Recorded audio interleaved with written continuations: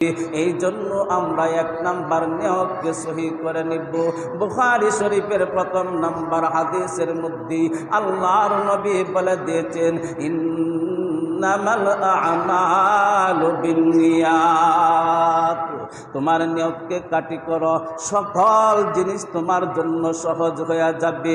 প্রত্যেকটা মানুষের সবচাইতে বড় গুরুত্বপূর্ণ আমল হচ্ছে নিয়তকে সহি করে নেওয়া। নিয়ত যদি সহি হয়ে যায় তোমার সব সহজ হয়ে যাবে। নিয়তের মধ্যে গলত থাকলে তোমার কোনো কিছুই হবে না। এজন্য আমরা প্রথমেই করব কি, নিয়তকে সহি করে নিব যে আমি কোরবানি দিতেছি একমাত্র আল্লাহর জন্য। কার জন্য? আল্লাহর জন্য। আমি কোরবানি করতেছি একমাত্র আল্লাহর জন্য। আমি নিয়তকে সহি করে নিলাম। দুনিয়ার কাউকে দেখানোর জন্য আমি কোরবানি করি নাই, বন্ধু বান্ধবকে দেখানোর জন্য আমি কোরবানি করি নাই। অনেক বন্ধু বান্ধব আছে, অনেক বন্ধু আছে ফেসবুকের মধ্যে ছেড়ে দেয় কোরবানি কিনিয়া, আমি এই গরুটা আমি কোরবানির জন্য 10 লক্ষ টাকা দিয়া কিনলাম, এই কোরবানি আমি 20 লক্ষ টাকা দিয়া কিনলাম। এমন কিছু আছে না নাই?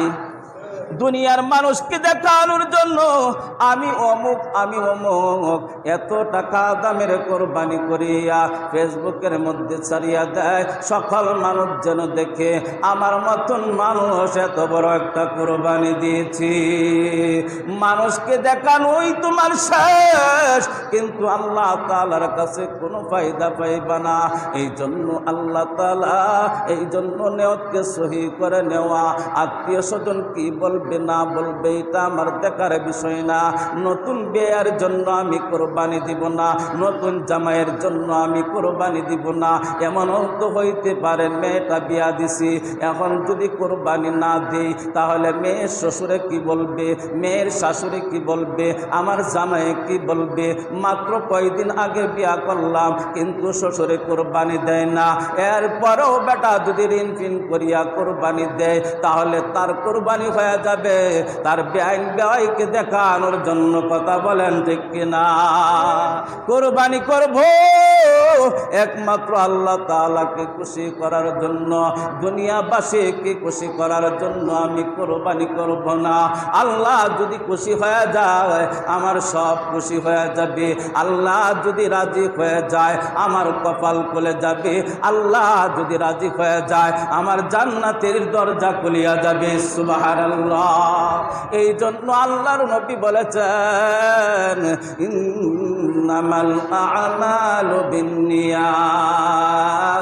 তোমার নিয়তকে কাটি করো, কাটি করিয়া যদি তুমি আমল করো সেই আমলটা আল্লাহ তাআলার দরবারে গ্রহণযোগ্য হবে। আর না হয় তোমার আমল আল্লাহ তাআলার দরবারে গ্রহণযোগ্য হবে না। আমরা যারা কোরবানি করব আমরা নিয়তকে সহি করে নিব, আমাদের কোরবানি যেন একমাত্র আল্লাহর জন্য হয়ে যায়। 2 নাম্বার হইল টাকা লাগবে হালাল। টাকা লাগবে হালাল, এই জায়গাটার মধ্যে বড় সমস্যা।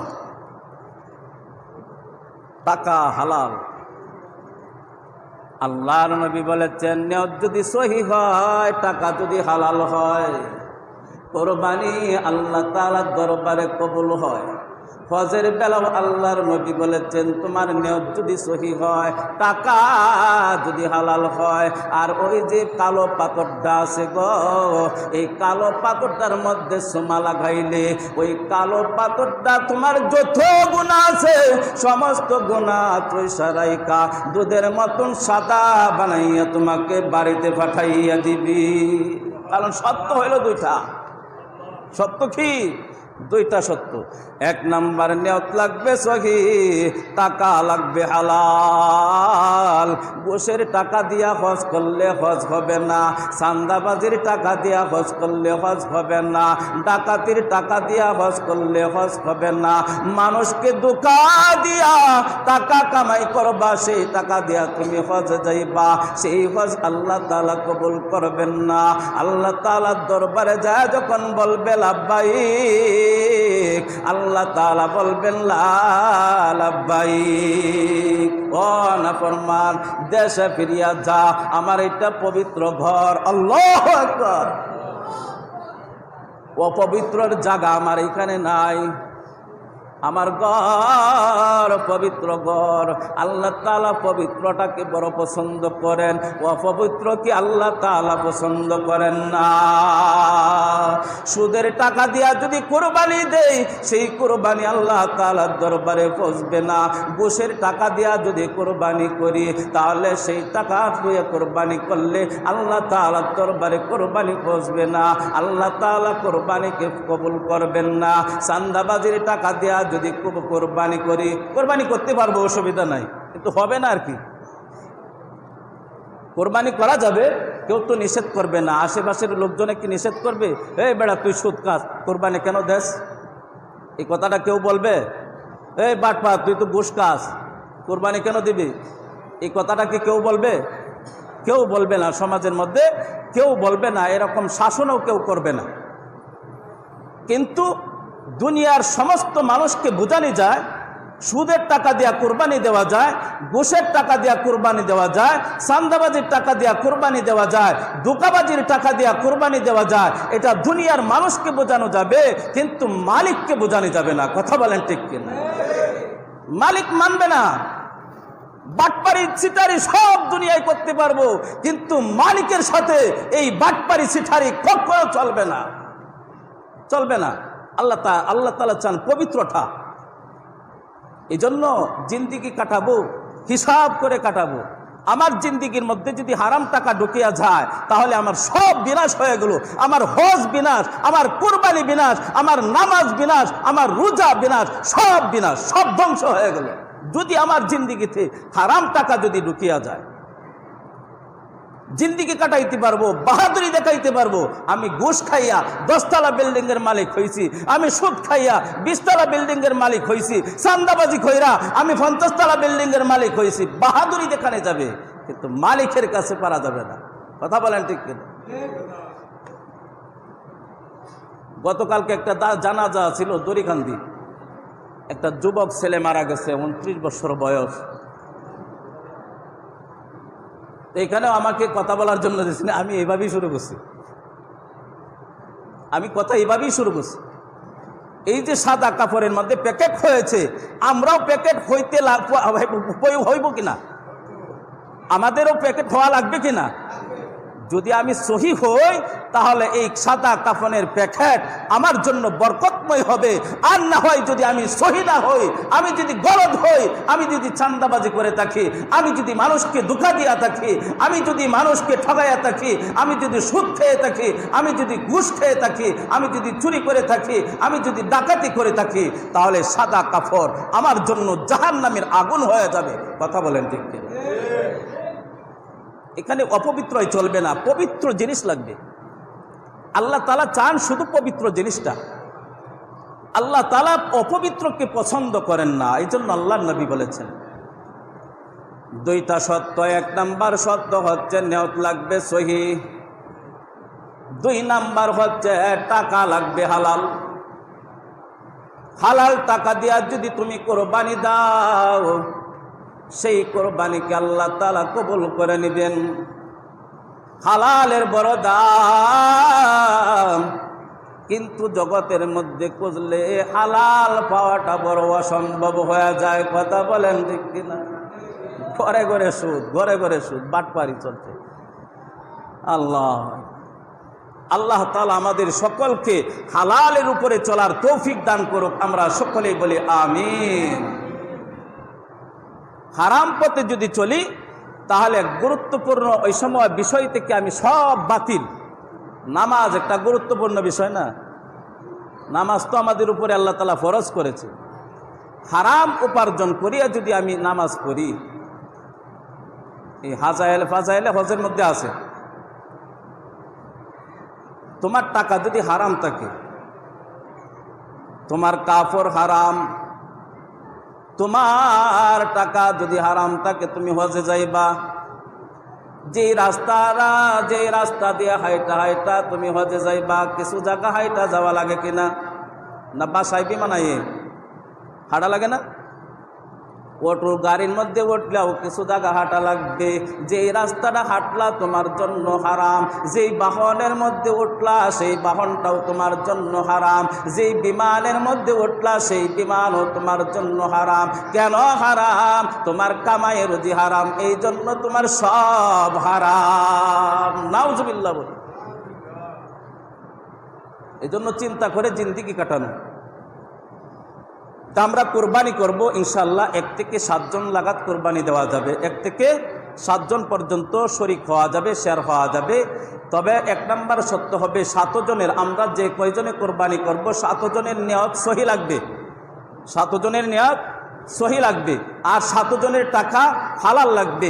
7 জনের মধ্যে 1 জনের টাকা যদি হারাম থাকে, বাকি 6 জনের কোরবানি, অর্থাৎ ওনাকে নিয়ে 7 জনের কোরবানি বাতিল, কোরবানি হবে না। 7 জনের মধ্যে 1 জনের যদি নিয়ত সহি গলত থাকে, তাহলে 7 জনের কোরবানি নষ্ট হয়ে যাবে। বুঝতে পারছেন বিষয়টা?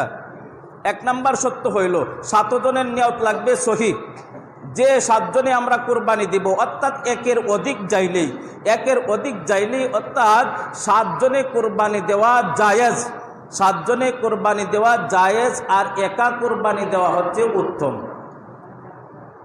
দুটোটাই গ্রহণ করতে পারেন, কিন্তু একা কোরবানি দেওয়া উত্তম। সবচাইতে পবিত্র হচ্ছে, সবচাইতে ভালো হচ্ছে একা কোরবানি দেওয়া। কিন্তু পারতেছি না, আরও শেয়ার নিলাম, 2 জন নিলাম, 4 জন নিলাম, 5 জন নিলাম, 7 জন পর্যন্ত আমরা যাইতে পারবো।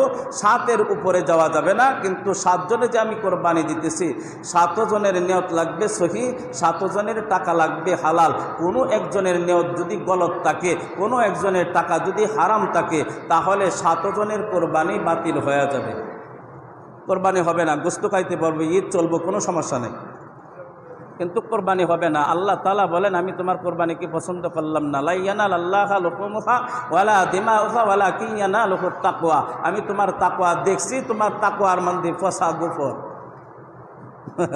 পচা গোবর তোমার তাকওয়া। কারণ আমরা তো আর তাকওয়া দেখি না। দুনিয়ার মানুষ কি কলিজা দেখতে পারে? কলিজা দেখতে পারে একমাত্র আল্লাহ। এজন্য আল্লাহ তাআলা বলেন যে আমি তোমার তাকওয়াটা আমি তাকাইয়া দেখছি, তোমার তাকওয়ার মধ্যে গুফরে ভরা, পায়খানা প্রস্রাব বিশ্রী তোমার গুফর, তোমার কলিজা। এই জন্য তোমারটা আমি নিলাম না, আমি কাবিলেরটা নিলাম না, আমি হাবিলেরটা নিছি। সুবহানাল্লাহ বলি। হাবিল কাবিল 2 জনে কোরবানি দিছিল না? একজনেরটা আল্লাহ তাআলা নিছে, আর একজনেরটা আল্লাহ তাআলা নেন নাই। কেন? একজনের নিয়ত গলত, একজনের কোরবানি অপবিত্র, আরেকজনের কোরবানি পবিত্র। এই জন্য আল্লাহ তাআলা আর একজনেরটা নিছে, আরেকজনেরটা নেন নাই। হাবিলের কোরবানিকে আল্লাহ তাআলা কবুল করছেন, কাবিলের কোরবানিকে আল্লাহ তাআলা কবুল করেন নাই। ইব্রাহিম আলাইহিস সালাতু ওয়াস সালামের কলিজা সুন্দর ছিল, এই জন্য ইব্রাহিম আলাইহিস সালাতু ওয়াস সালামের কোরবানিকে কবুল করে নিছেন। আমাদের কোরবানিও যখন সুন্দর হয়ে যাবে, তখন আল্লাহ তাআলা আমাদের কোরবানিকেও কবুল করে নেবেন।